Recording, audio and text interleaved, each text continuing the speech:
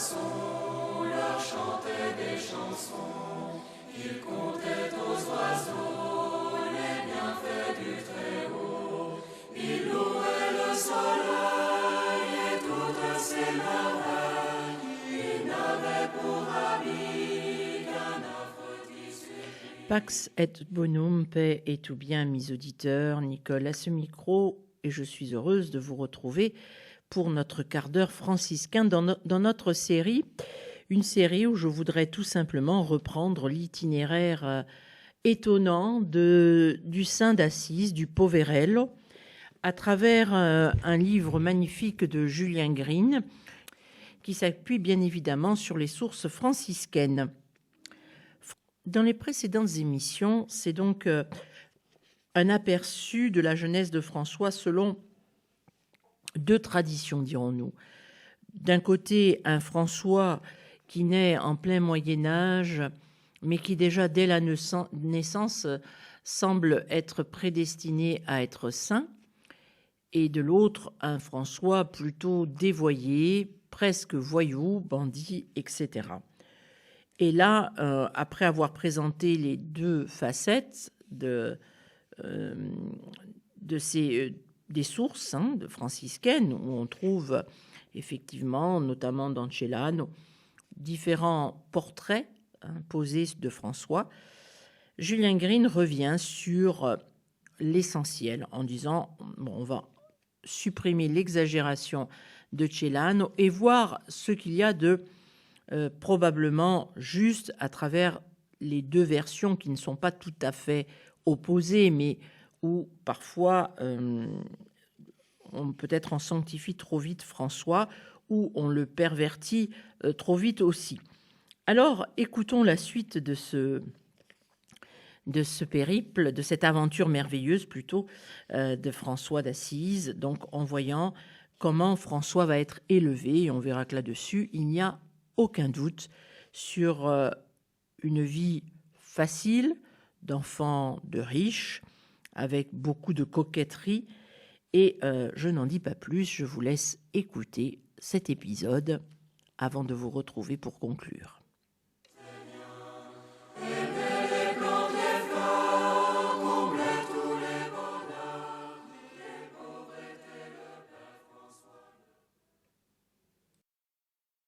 À la maison.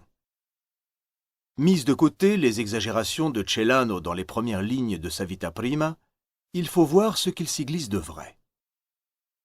Il semble hors de doute que François connut chez ses parents la vie facile des riches de ce temps. Son père augmentait sa fortune avec régularité, en acquérant des terrains vendus par des seigneurs en mal d'argent, et bien qu'il ne fût pas seigneur lui-même, loin de là, sa demeure était, si l'on peut dire, au-dessus de sa condition. Luxueuse, tendue d'étoffes aux couleurs délicates, suivant le goût de l'époque. C'est ce que doit entendre notre frère Thomas quand il écrit « Secundum saeculi vanitatem », sans oublier la chair raffinée et la domesticité nombreuse, comme il se devait chez un des plus importants notables de la ville. Quelle figure faisait François dans ce milieu de parvenus? Les témoignages sont d'accord pour nous le faire voir comme le garçon le plus aimable du monde. Aimable était l'épithète qui revenait sans cesse. On remarquait aussi sa gaieté perpétuelle, son rire, tout ce qui dans sa personne séduisait à première vue. Avec le temps, il devait prendre conscience de ce mystérieux pouvoir dont il eût été si tentant d'abuser. Mais rien dans son enfance n'annonçait le personnage promis au plaisir, tel que Celano nous le présente. Quelque chose en lui résistait.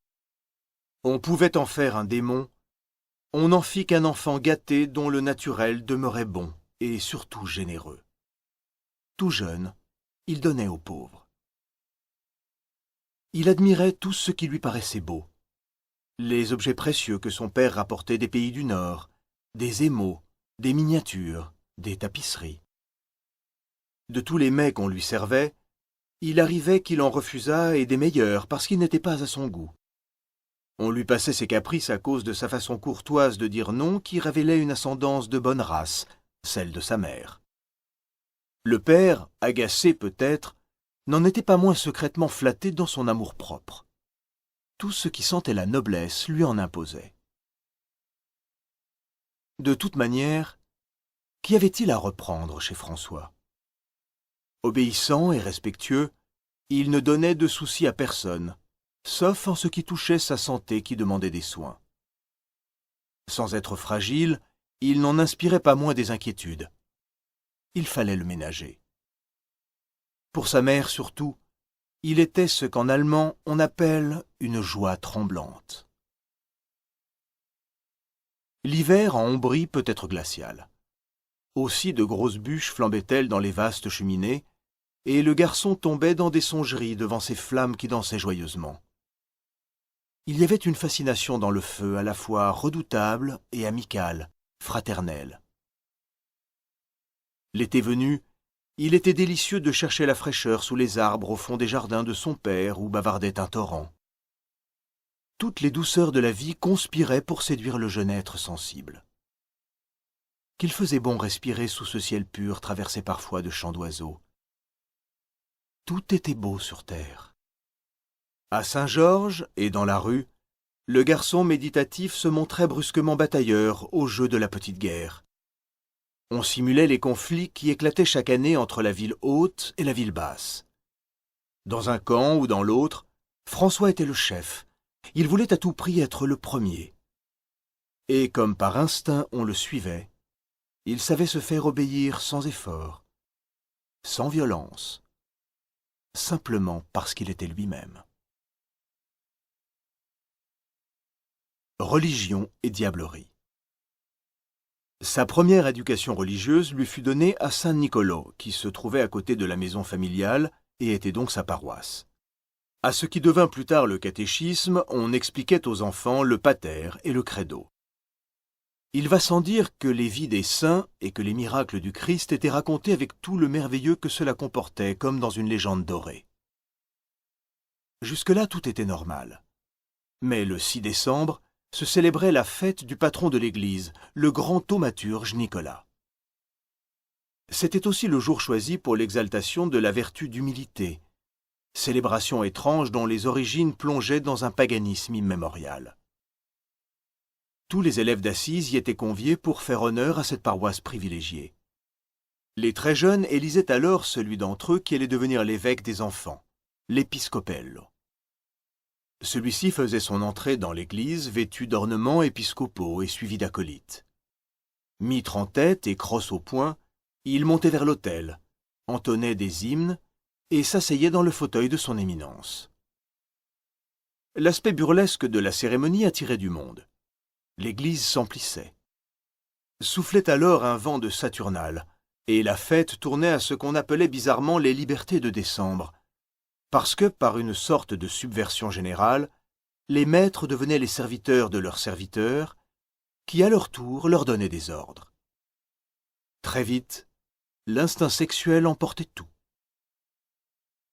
La débauche allait si loin qu'elle provoquait des admonestations indignées de Rome. Celle d'Innocent III, en 1207, fait mention dans son latin brutal de chants obscènes, de danse et de fornication. Hommes, femmes, enfants, clercs et laïcs se livraient à leurs fringales et la fièvre passait de l'église à la rue. Au son d'instruments antiques, accompagnant d'ordinaire les cortèges de Bacchus, cymbales et sistres, on dansait, on s'empiffrait, on s'enivrait. L'orgie s'étalait sur la place publique où des femmes demi-nues, couronnées de fleurs, pieds et poings liés, étaient exhibées et vendues sur des chars pendant que retentissait un chant singulier. Adam maudissant la femme, l'ennemi et la maîtresse, désiré et haï, fléau du monde qui avait chassé l'homme du paradis. Des belles demeures du paradis, je fus chassé pour une fille, resplendissante comme une étoile. Ne croyez pas à la femme. Et toute la foule hurlait « Libérez-nous, libérez-nous, ne croyez pas à la femme !» Les pouvoirs du petit évêque expiraient 3 semaines plus tard, le 26 décembre, à la fête des Saints Innocents. Ce jour-là, l'enfant, toujours déguisé, entouré de sa cour de petits garçons, se rendait fièrement à cheval au palais de l'évêque. Au chant de Signite Parvulos, Laissez venir à moi les petits-enfants. Le prélat le recevait à l'entrée de sa demeure et l'encensait. Ensuite, tous entraient. Le petit évêque faisait subir au grand un interrogatoire serré, lui demandant des comptes de la gestion des aumônes, le réprimandant. Et l'évêque jouait docilement à ce jeu absurde, puis on apportait du vin pour une libation générale. Après quoi, le jeune évêque reprenait ses prérogatives, et le jeune usurpateur mitré filait. Je me demande l'effet que pouvaient avoir sur le jeune François ces explosions d'instinct charnel du 6 décembre et cette mise en cause de la société. Pica le retenait-elle à la maison quand avait lieu ce mystère d'iniquité? Supposition un peu innocente quand il s'agit de l'Italie et singulièrement de l'Italie du Moyen-Âge. Et s'il y assistait, échappait-il à la contamination? Impossible de savoir au juste. Mais il est certain que plus tard, il réagissait impitoyablement contre les fautes sexuelles et chassa de son ordre un frère impudique.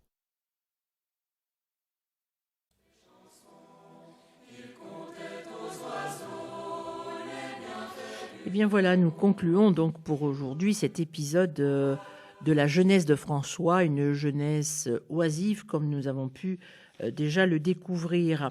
Dans le prochain épisode, on ira un peu plus loin en resituant aussi la ville d'Assise et peut-être nous allons commencer également à voir ce qui va s'y tramer.